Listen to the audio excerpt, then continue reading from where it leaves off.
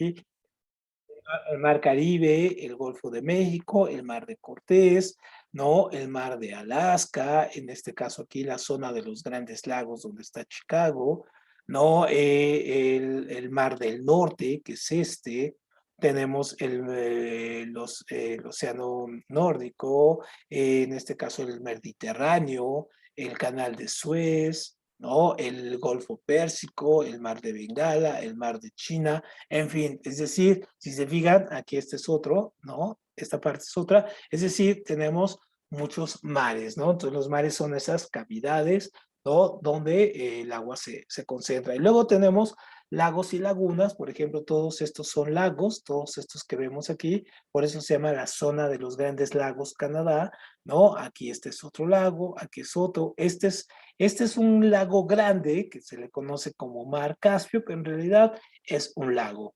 ¿no? Tenemos acá el lago Victoria, que es de donde sale el río Nilo, en fin, tenemos esos. Luego tendríamos los ríos, ¿no? Los ríos, aquí vienen dos cosas.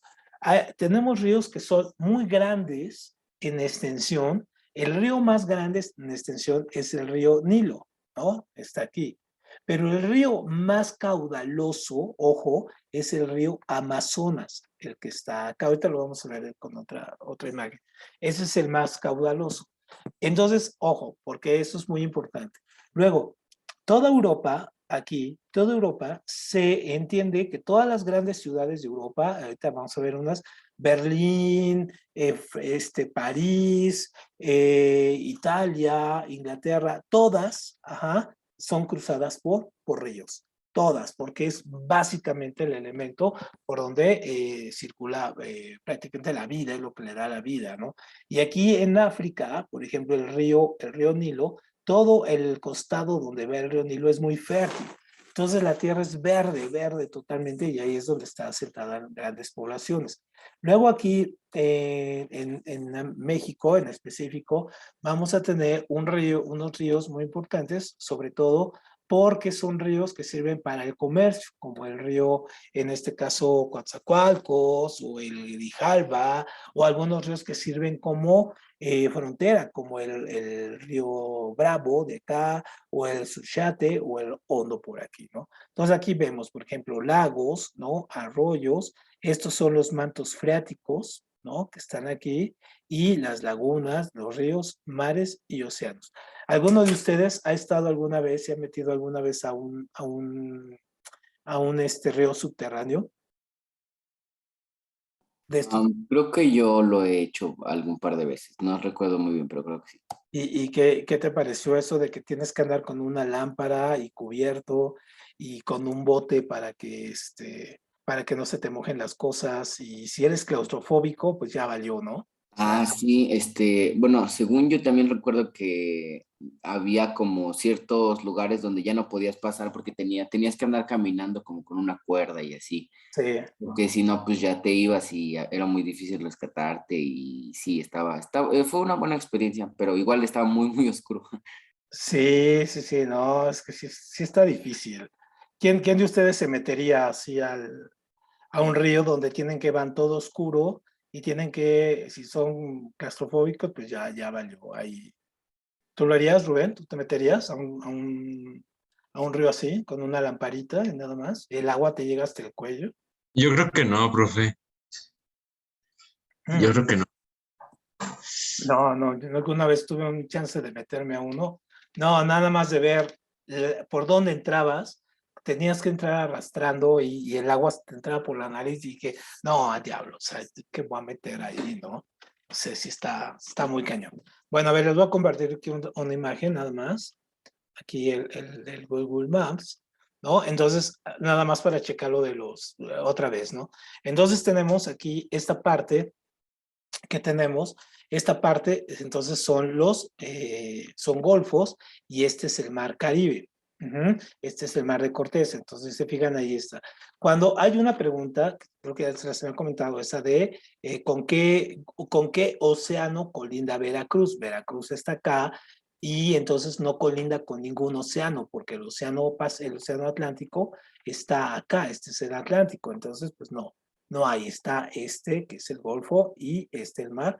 el mar Caribe. Entonces, este está de entrada, no es, ¿no?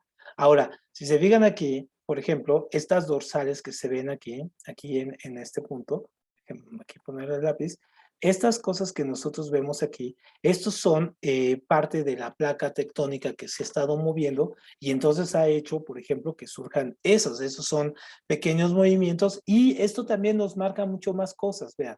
Esto nos marca no nada más las dorsales, déjenme borrar y quitar, no nada más las dorsales nos marcan, por ejemplo, esta, sobre todo que vemos aquí, esta grande, que se ve aquí, esta de aquí, no nada más nos marca cómo la Tierra se está moviendo y se está fracturando y hace que la Tierra se mueva.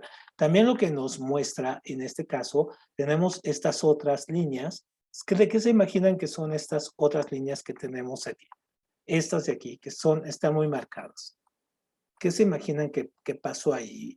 Han visto los árboles, ¿no? Cuando abren un árbol y todo, ven que un árbol o una piedra nos puede decir muchísimas cosas de cómo estaba el clima, cómo estaba el tiempo en la época en que se surgieron esos círculos. Entonces es una como medida que se utiliza para medir algunos fenómenos climáticos.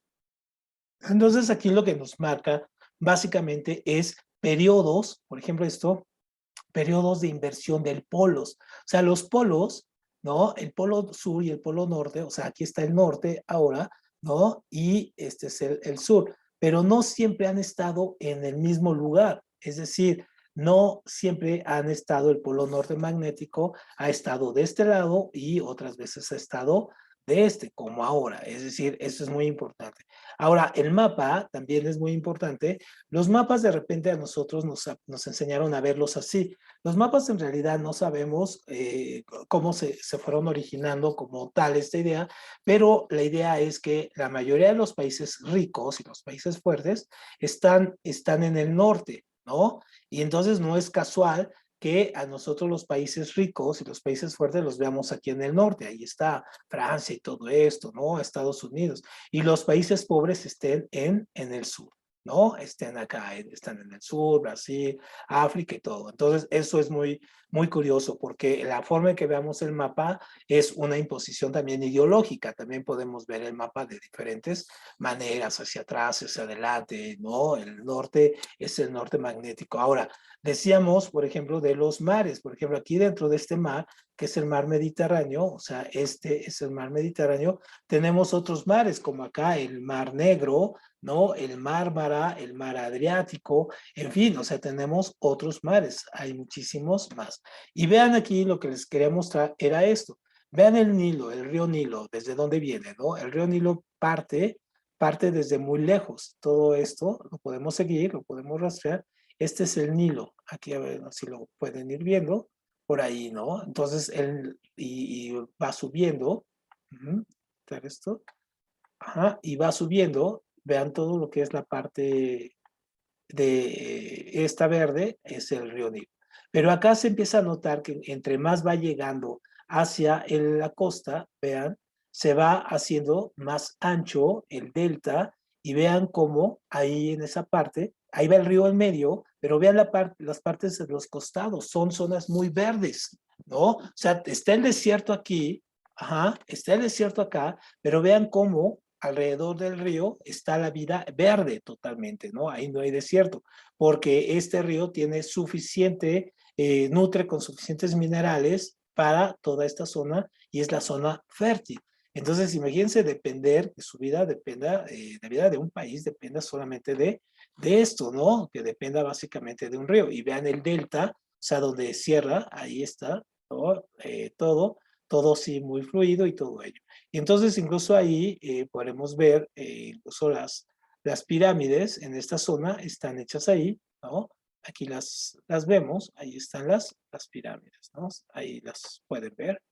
Ahí están las pirámides de Egipto, ¿no? Todas alineadas, ahí, todo esto, ya ven, ahí están muy bien. No tienen esta, como no luego nos ven en que están así totalmente en concordancia, pues no, porque esta está más para acá, ¿no?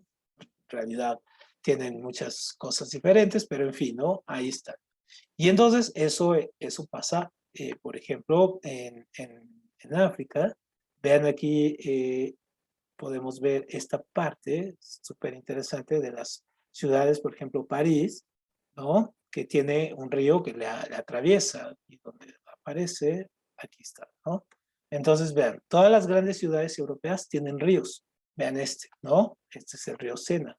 Aquí viene el río Sena, ¿no? Sobre esto viene girando, ¿no? Viene girando acá, viene y atraviesa París. Y entonces, obviamente, todo lo que depende de esta ciudad depende del río, ¿no?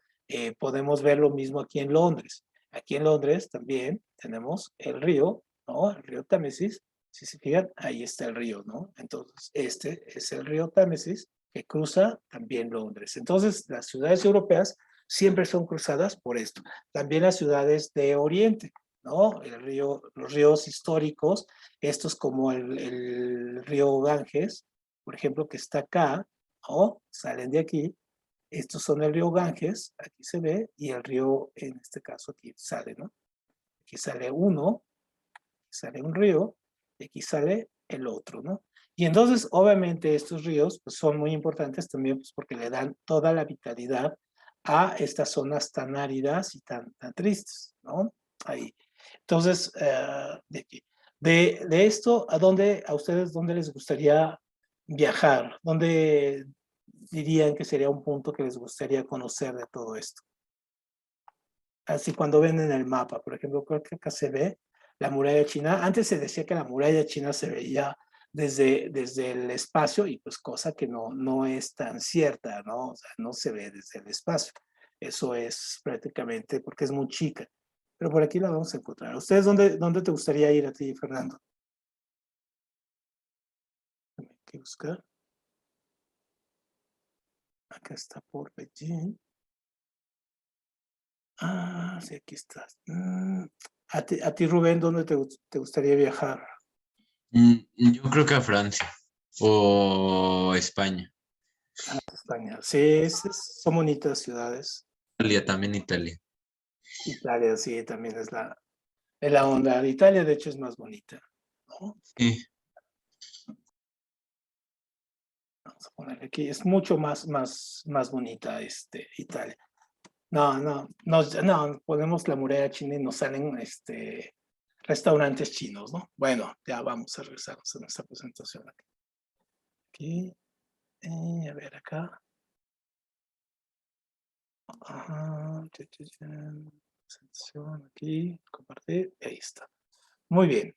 Bueno, entonces ahí ya tenemos lo de los mares, ríos, océanos, esa es la parte hidrográfica. Muy bien, ¿alguna duda con alguno de estos puntos? De los ríos, de los mares, de las aguas, ¿no? No, ninguna. Perfecto, muy bien. Entonces ahí mismo en la presentación van a encontrar también algunos de los más importantes, ¿no? Tenemos aquí los mares, los océanos y diferentes. Ojo porque esa es pregunta como clásica. Ahora, llegamos a otra de las partes, que es la parte de la atmósfera. Entonces tenemos la Tierra, tenemos la Tierra aquí y tenemos acá los gases. Ahora, la atmósfera, así se define, la atmósfera es un conjunto de gases. Es un conjunto de gases. ¿Cómo está compuesta la atmósfera? La atmósfera tiene, en este caso, tiene 78%, 78% es nitrógeno. Luego tiene un 20% que es oxígeno. Y luego tiene un 2% que son otros gases, como el ozono, el hidrógeno. Entonces, si se fijan, el 78% se compone de nitrógeno. Ahora, ¿por qué la atmósfera no escapa? Es decir, ¿por qué está atrapada aquí? ¿Por qué está atrapada en la Tierra? ¿Por qué no se va, no se dispersa? Pues hay dos cosas por las cuales no se dispersa. Una es la gravedad, porque los gases también, los gases al mismo tiempo, pues tienen átomos, tienen masa, ¿no? Es decir, tienen aquí peso y entonces los atrae, ¿no? Son sujetos de atracción. Todo lo que tenga masa es sujeto de atracción. Entonces se atraen a la Tierra. Esa es una. Y la otra es, uno diría, bueno, pero es que la Tierra está viajando, ¿no? Tiene un movimiento de rotación y traslación, entonces, ¿por qué no se va? Bueno, pues porque para que tú salgas de la fuerza de gravedad, ¿no? Pasa que debes de tener lo que es una fuerza de gravedad superior, o se llama fuerza de gravedad de escape. Entonces, por ejemplo, y algunos de ustedes se acordarán, ¿se acuerdan cuando iban a los juegos mecánicos, estos juegos de las ferias, que había un juego que se llama la canoa, que hagan de cuenta que está aquí, y se va balanceando, llegan acá y luego sale y sale por acá, ¿no? O estos juegos donde están aquí una torre, ustedes están aquí y de repente suben como locos por aquí y llegan acá, y luego ya están acá y como locos caen acá. ¿Qué es lo que le pasa a la gente en estos dos procesos? Se desmaya, ¿no? Se desmaya porque la presión es el cambio de presión es tan fuerte que pues el cuerpo no lo resiste y la reacción es desconectarse. Igual que acá uno siente, sube por acá y siente que va a salir volando, ¿no? Entonces, obviamente lo que se hace es que la fuerza de gravedad y la fuerza de gravedad de salida debe de ser superior, es decir, como nosotros estamos girando, nosotros no sentimos el movimiento que estamos de traslación ni de rotación. Es decir, yo me paro y no siento que me estoy moviendo, que la Tierra se está moviendo a una velocidad impresionante, ¿no? Sobre el Sol y sobre su mismo eje. Entonces tenemos que tener una fuerza mayor a esa, ¿no? Más rápida que esa para poder salir.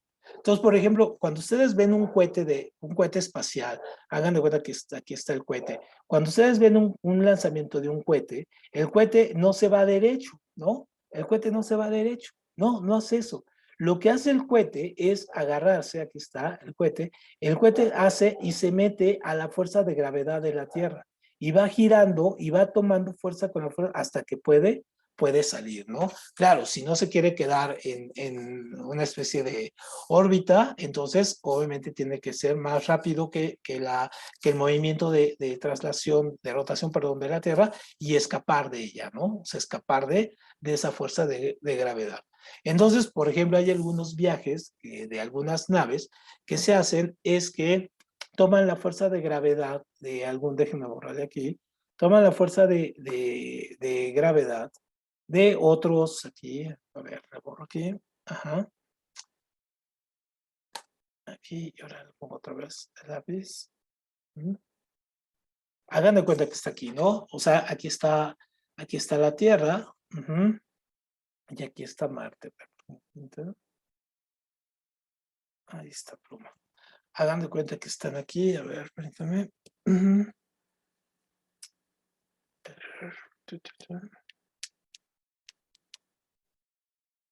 A ver, aquí ya.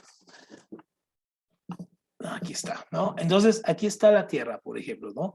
Y aquí sale el cohete. Entonces, el cohete tiene que salir y tiene que ir más rápido que la fuerza de traslación para salir, ¿no? Y luego, hagan de cuenta que quiere viajar hasta acá. Entonces, aquí hay otro planeta, ¿no? Aquí está Marte. Entonces, para tomar impulso, entonces se mete a la fuerza de gravedad de Marte, gira sobre Marte y sale impulsado y llega acá hasta Júpiter. Es lo que se utiliza ahora para hacer viajes espaciales, digamos, largos, ¿no? A ese nivel. Entonces, eso es muy, muy interesante. Y entonces, por eso prácticamente la atmósfera no se va, porque gira a la misma velocidad de la Tierra. Y entonces eso hace que se mantenga aquí.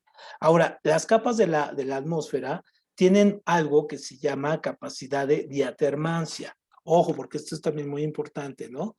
Diatermancia. ¿Qué es la diatermancia? La diatermancia es esto, que la atmósfera, ¿no? Tiene, aquí está, recibe todos los rayos del sol, ¿no? Aquí en la otra animación lo vemos. Recibe todos los rayos del sol, ahí. Entonces, obviamente se está calentando, pero tiene capas que se calientan y capas que están muy frías, es decir, tiene capas que están a 200 grados y luego tiene capas que están a 50 grados bajo cero, luego otra capa que está a 80 grados y luego otra que está a menos 40 grados. Es decir, va filtrando la temperatura de tal manera que cuando llegue a la superficie, llegue solamente la cantidad necesaria para que se lleve a cabo la vida. Entonces, esta es una de las cosas que son más problemáticas a la hora de buscar, digamos, planetas donde puedan soportar la vida, porque decimos, acá tenemos una maravilla, una maravilla casi como viva, casi como un organismo vivo que regula su temperatura, ¿no? O sea, tiene una capa fría, una capa caliente, una fría, una caliente para regular. Entonces, eso se llama diatermancia. Y todos los fenómenos del clima, ¿no? Que tenemos, por ejemplo, como el viento, ajá, la temperatura, ¿no? La presión atmosférica, todo eso que se da ahí son, y obviamente el clima y el tiempo, ¿no? Todo, y la nubosidad y la humedad, todos esos son fenómenos que se dan en esta parte de la atmósfera. Entonces es una parte increíblemente importante. Sin esta capa no podría soportársela la vida. Entonces, por ejemplo, se piensa que Marte, que Marte en un momento dado tuvo su propia atmósfera. ¿Qué es lo que habrá pasado? Entonces, una de las teorías que se manejan y que lo estudian esto para ver qué puede pasar en la Tierra es que el Marte o hubo, en este caso, o llegó, o tuvo un choque con algún tipo de meteorito, con algún tipo de asteroide, algo que haya impactado Marte, ¿no?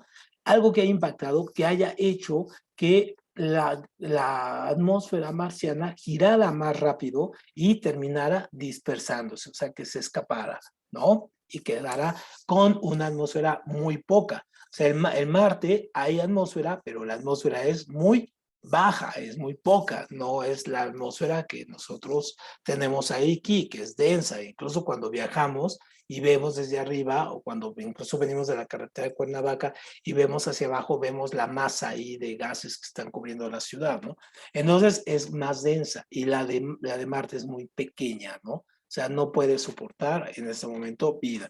¿Cómo sabemos esto? Porque hemos encontrado fragmentos en la Tierra que son de Marte, ¿no? Hagan de cuenta que aquí está Marte, aquí fue el impacto, chocó y entonces esas piedras que salieron volando llegaron finalmente a la Tierra. Entonces, por eso sabemos esta teoría, ¿no? Ahora, ¿qué es lo que pasa? ¿Cuáles son las capas de la Tierra más importantes? Pues obviamente muchas de ellas las conocemos. Es la troposfera, que es donde estamos nosotros, es donde está el oxígeno, ¿no? Es aquí donde vivimos, aquí es donde vuelan los aviones comerciales a 10,000 metros, ¿no? Está la capa de ozono aquí y luego está la estratosfera, ¿no? Que es ya donde prácticamente estamos en la parte más débil de la atmósfera y luego estamos en la osósfera, o sea, ya fuera de la osósfera, donde está la fuerza de la gravedad y donde están sobre todo los satélites y la estación espacial y ahí pueden ir viajando, pero obviamente ahí ya no hay oxígeno ni nada de ese asunto, ¿no? Y es una parte muy, muy débil. Muy bien, entonces aquí lo podemos ver, ¿no? Entonces esta es la troposfera, aquí es donde vivimos, y por ejemplo la gente, entre más subas, ¿no? A partir de casi 4,000 metros ya te falta oxígeno. Es decir, el oxígeno está aquí entre 4,000 y 3,000 metros. Más arriba de eso ya necesitas tanques de oxígeno. Entonces, por ejemplo, la gente que sube hasta el Everest, que está a 8,900 y tantos metros, o sea, casi 9 kilómetros de altura, obviamente necesita llevar tanques de oxígeno y todo, lo cual dificulta la subida, pero porque no hay, ¿no? O en los aviones, ustedes viajan, obviamente el avión lleva su propio oxígeno que lo va purificando todo el tiempo, porque si no, pues obviamente la gente moriría, ¿no? Porque no hay oxígeno. Y más arriba están algunos aviones supersónicos, los meteoritos cuando caen se destruyen aquí, ¿no? Muchos de los que vemos llegan y se destruyen acá.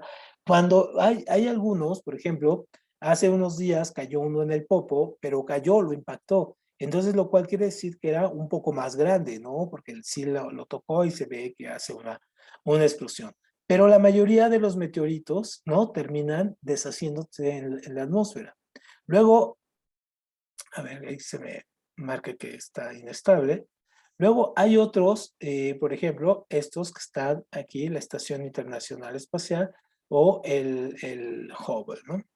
Muy bien, ahí está. Y las auroras boreales aquí, ¿no? Que también están ahí en la tormopausa.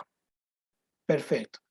Entonces, ya que sí para ir terminando, entonces tenemos esta parte que son la parte de los vientos. Hay dos fenómenos que nos preguntan en el examen.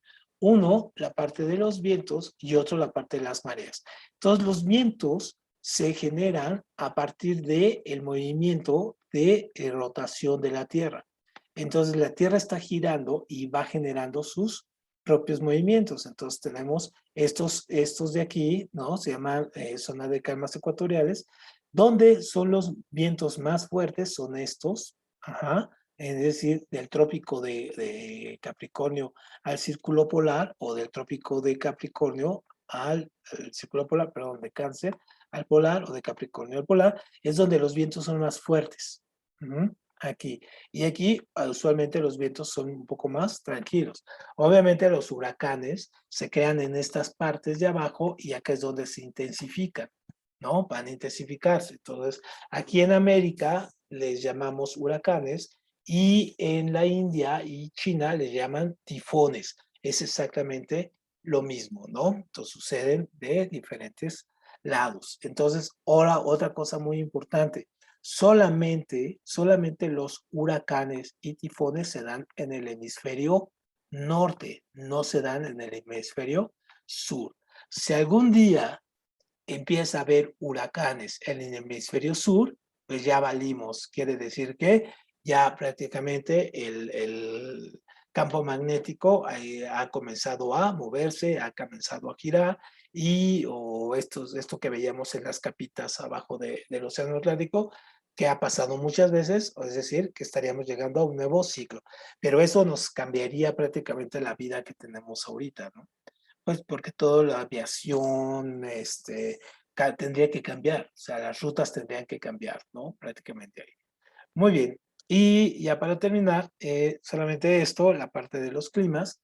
Entonces, hay tres tipos de climas que tenemos que tener claro. Y dentro de esos climas, a su vez, tenemos una serie de subclimas, pero los climas se dividen en cálidos, templados, ¿no? Y fríos.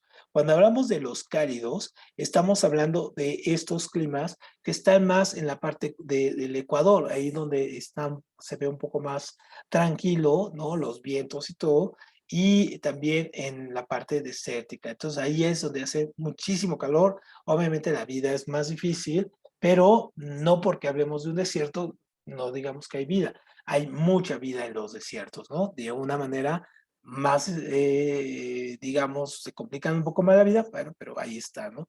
Luego los templados, que es como donde vivimos nosotros, ¿no? Es lo que llamamos el clima mediterráneo o el clima de llanuras. Entonces, por ejemplo, nosotros vivimos en climas templados. Y luego los fríos, pues los fríos ya son las montañas, es la parte alta de las montañas, pero también hacia los hemisferios, es decir, del norte de Estados Unidos o la parte sur de América, ¿no? Entonces, obviamente, eso es donde encontramos los climas, en la Antártida, el Polo Norte, en fin, ¿no? Entonces, ahora, esos climas, y aquí esto lo vamos a ir viendo un poco más, con más calma, tenemos esta clasificación de climas. Esta clasificación de climas es una clasificación internacional de Köppen-Geiger.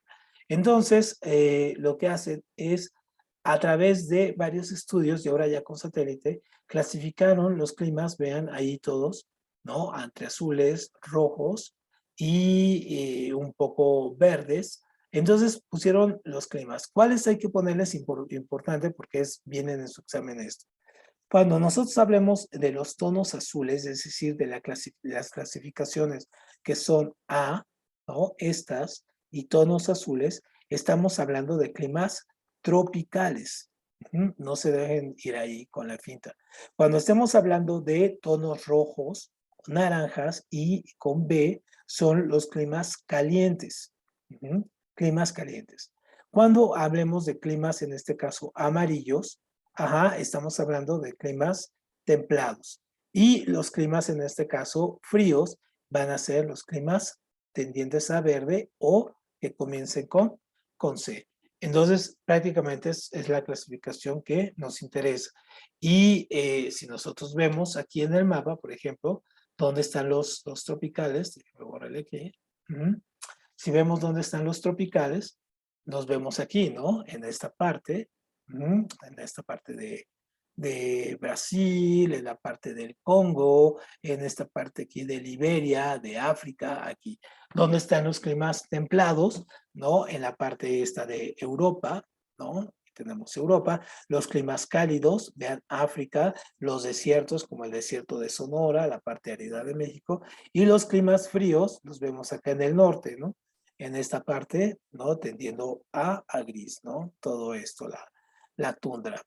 Ahí los podemos ver, ¿no? Aquí también climas también un poco templados, ¿no? Que es Indonesia, todo ello. Aquí en Australia, pues vemos toda la parte roja, que es desértica, es una parte muy, muy desértica. Solamente la capital, aquí Sydney, es esta parte verde y está templada y también esta parte de Nueva Zelanda, ¿no? Entonces, bueno, prácticamente esa es la clasificación de climas. Entonces, eso es muy, muy, muy importante que le echen un ojo más adelante. Y entonces, aquí ya nada más, para terminar, entonces ya nada más hacemos un mini resumen. Entonces, ¿cuánta agua hay en el planeta? Bueno, entonces decimos que la superficie está cubierta por un 71%, ¿no? Y lo que resta es el 29% en masa continental. Pero ojo, no hay que confundirnos con que todo sea de agua, es más bien la superficie es la que tiene agua, ¿no? Eso es muy importante y dependiendo de dónde estemos, es la proporción de agua. Por ejemplo, en la atmósfera hay 1.0.1 de agua, en los polos el 2.2, las aguas subterráneas 0.6, o sea, representan mucha agua. En la biosfera, es decir, entre los árboles y todo, 0.07, en los mares y océanos 97, ríos y lagos 0.02. Entonces, si se fijan, 0.02 ríos y océanos. 0.6 aguas subterráneas, es decir, hay más aguas subterráneas que ríos y lagos en la Tierra, o de superficie. Más para que tengan una idea de todo el agua que hay abajo de nosotros. Bueno, entonces con esto terminamos y nos vemos el próximo martes, el próximo martes, el próximo jueves. Próximo jueves vamos a continuar con química, ¿sale? Muy bien, pues nos vemos entonces y sigan teniendo muy buena tarde. Claro, muchas gracias. Disculpe, nos va a subir la sesión de ahorita. Sí, sí, sí, esto y algunas láminas también. Ah, ok. Muchas gracias, buen día. ¿De qué? Que les va muy bien. Adiós, profe. Gracias, profe. Que les va Adiós. muy bien. Hasta luego. Adiós. Adiós, Ángel.